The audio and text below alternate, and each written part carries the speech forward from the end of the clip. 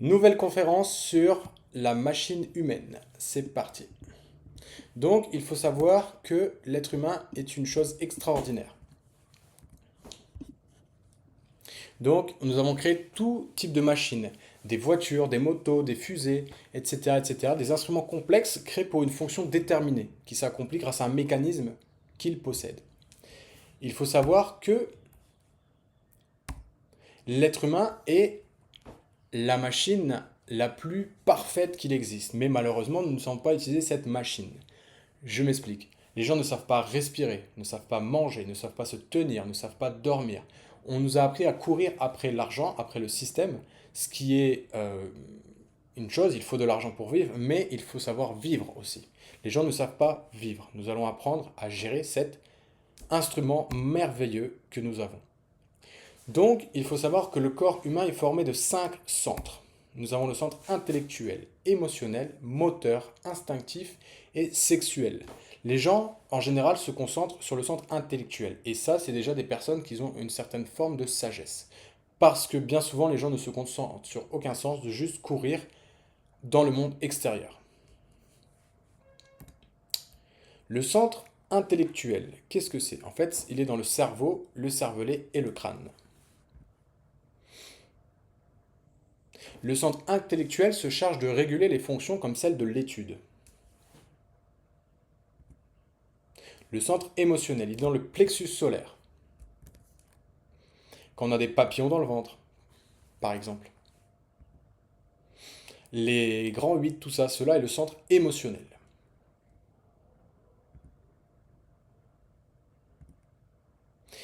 Nous avons des émotions négatives, comme la peur, la crainte, l'anxiété, le stress, etc. C'est qu'on a un centre émotionnel déséquilibré. Mais aussi des émotions positives, comme l'amour, la paix, le partage, la gratitude, etc., etc., etc.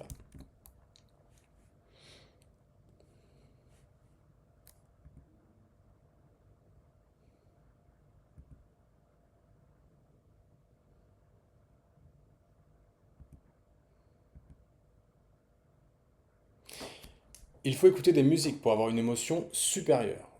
Vous avez tout type de musique, avec tout type de vibration. Choisissez des musiques qui vont vibrer haut. En général, les musiques à l'ancienne, que nous on n'aime pas forcément à l'heure d'aujourd'hui, tout ce qui est relaxation, méditation classique, étaient des musiques qui nous développaient des émotions supérieures.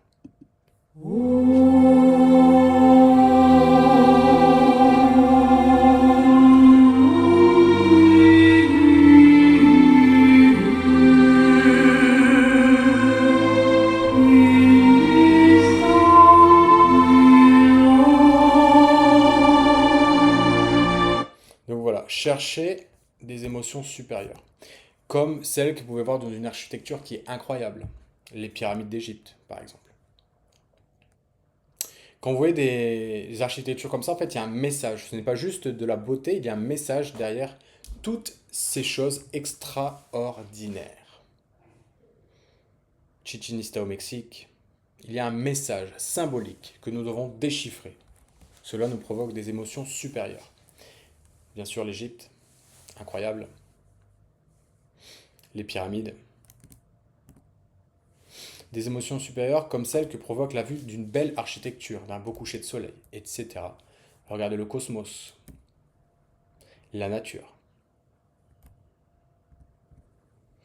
Bien souvent, les gens ont perdu ces émotions supérieures, donc ça ne les attire plus. Ils sont attirés vers les émotions inférieures. Le rock, le billard, etc. Même si moi j'aime bien jouer au billard de temps en temps, mais je ne suis pas embouteillé, bloqué dans le billard, fumer un whisky, tout ça. Non, je joue au billard, je profite avec mes amis, je rigole. Je peux écouter un peu de rock, il faut être équilibré, il ne faut pas être fanatique, mais je ne vais pas me faire de ça un dogme, une culture, une religion.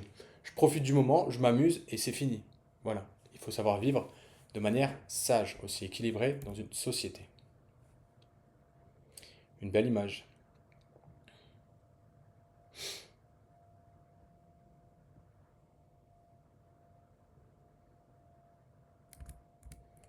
Voilà, nous avons aussi le centre moteur. Donc on a vu le centre intellectuel, que la plupart des gens connaissent, le centre émotionnel, que déjà beaucoup moins de personnes travaillent.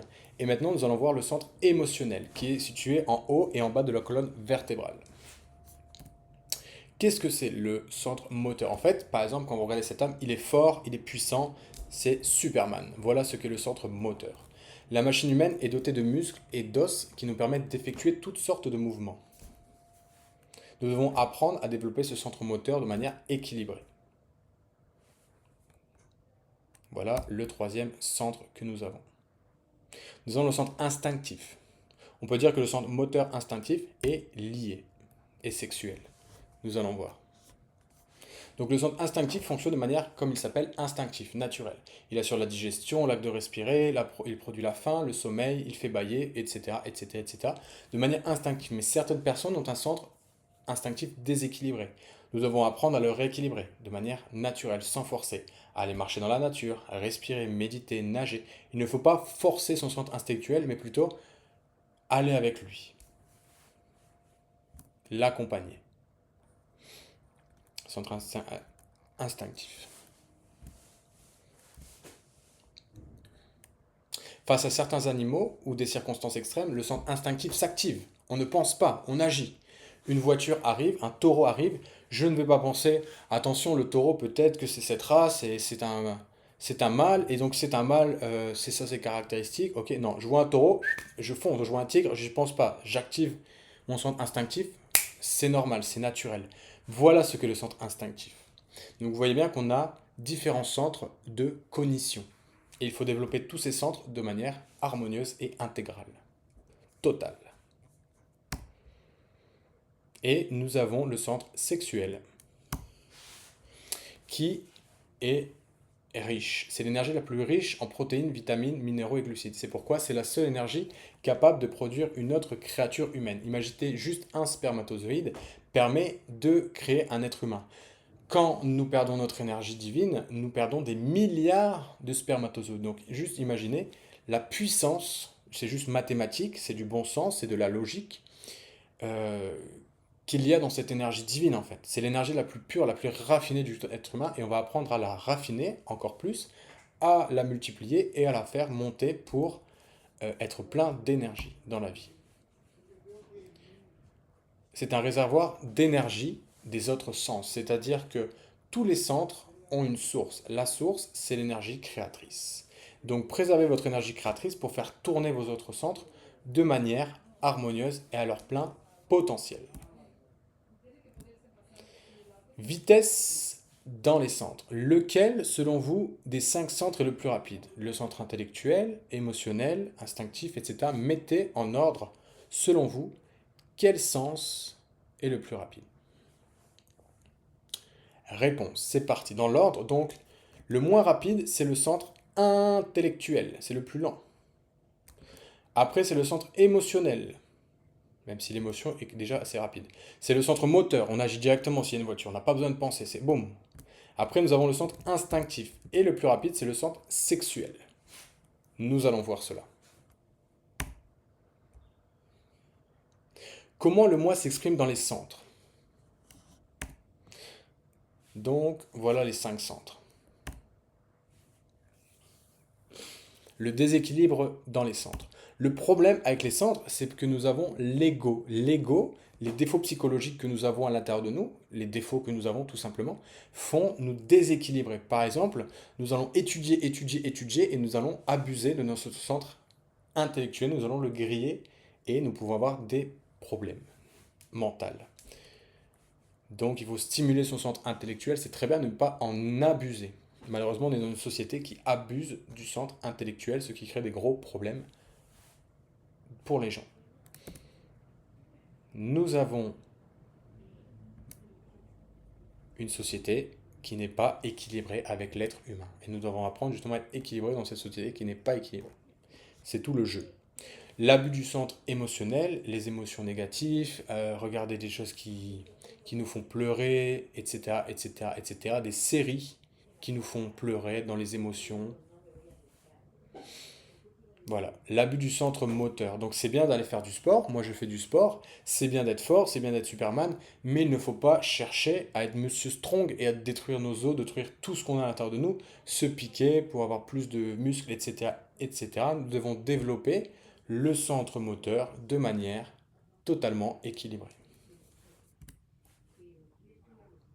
Il y a des gens, par exemple, qui courent, ils font des arrêts cardiaques parce qu'ils ont poussé trop loin le centre moteur.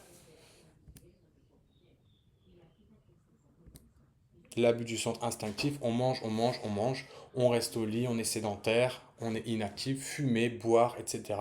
On abuse de notre centre instinctif. Et aussi l'abus du centre sexuel, le temps passe et nous croyons que nous l'aurons toute la vie, la puissance sexuelle, parce que nous sommes jeunes.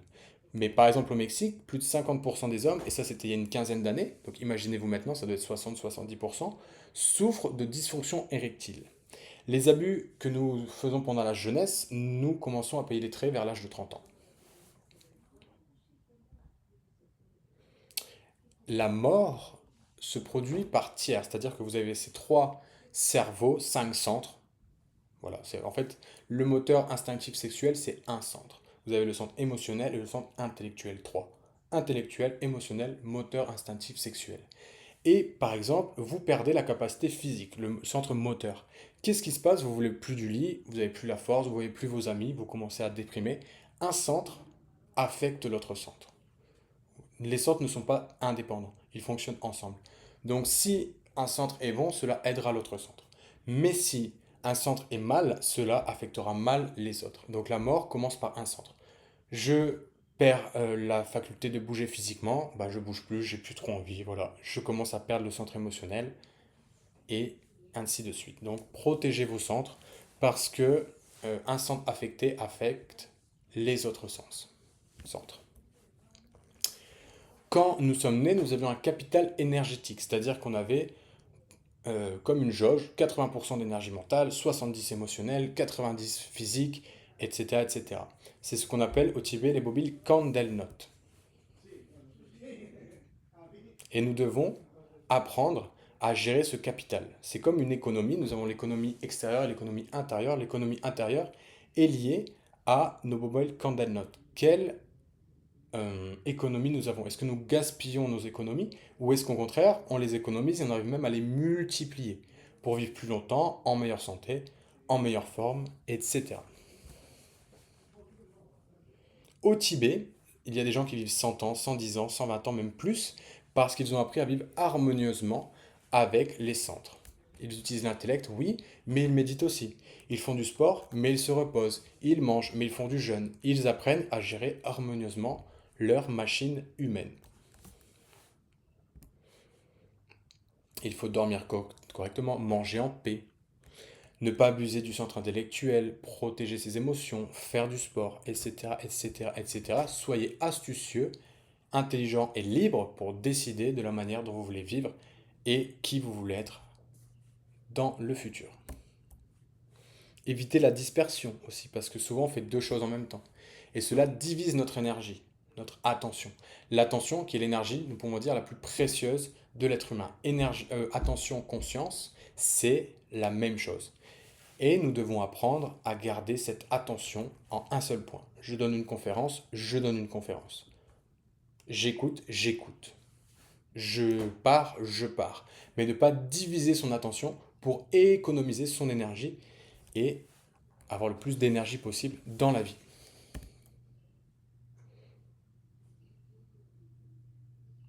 Pendant la journée, c'est bon, par exemple, de 2 fois par jour, 1 fois par jour, c'est une pratique que vous pouvez faire, d'arrêter la machine et d'aller dans votre lit, de vous allonger 5 minutes et de lâcher.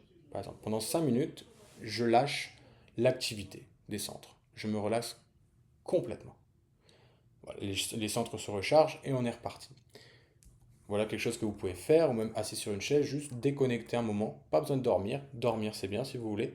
Mais juste lâcher, lâcher cette roue sur laquelle on court sans cesse.